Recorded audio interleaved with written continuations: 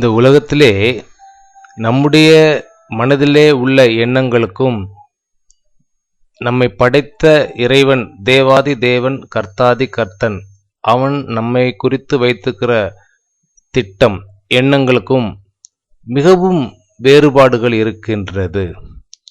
நம்முடைய எண்ணங்களிலே இந்த உலகத்திலே நாம் காண்கிற விதமாக, நம்முடைய கண்கள் காண்கிற விதமாக இன்றைய சூழல்களை நினைத்து, இன்றைய நிலைகளை நினைத்து நாம் கணக்கிடுகிறோம்.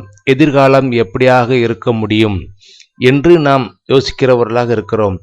இப்படி காரியங்கள் நடக்கவில்லையே என்று சொன்னால் அது அவமானமாக இருக்கிறதே, ஏமாற்றமாக இருக்கிறதே என்று சொல்லி தவிக்கிறவர்களாக இருக்கிறோம்.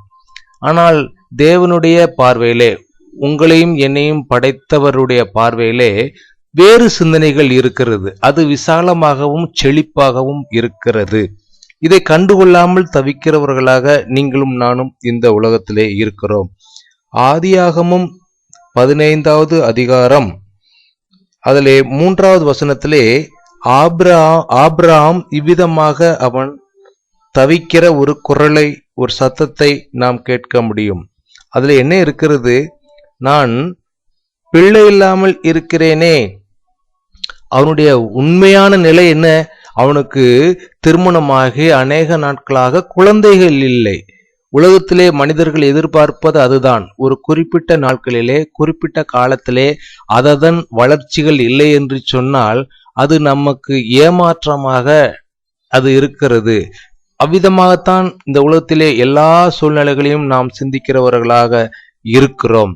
ஆபிரகாம் அப்படித்தான் இருந்தான். தேவனிடத்திலும் புலம்பினான். எல்லா மனிதர்களுக்கும் திருமணமாகி குழந்தைகள் இருக்கிறதே, ஒரு சில நாட்களிலே குழந்தைகளை பெற்றுக் கொள்கிறார்களே, எனக்கு எவ்வளவு நாட்கள் ஆகிவிட்டது, வருடங்கள் எவ்வளவு கடந்து விட்டது, ஆனால் எனக்கு புத்திர பாக்கியம் இல்லையே, எனக்கு பிள்ளை இல்லையே என்று புலம்புகிறான்.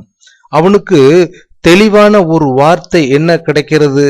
அவனுக்கு தேவாதி தேவனிடத்தில் அவன் புலம்புகிற அவனுக்கு ஒரு தெய்வீக வார்த்தை ஒன்று இருக்கிறது. அதுதான் இறைவன் அவனை குறித்து வைத்திருக்கிற ஒரு அருமையான திட்டம்.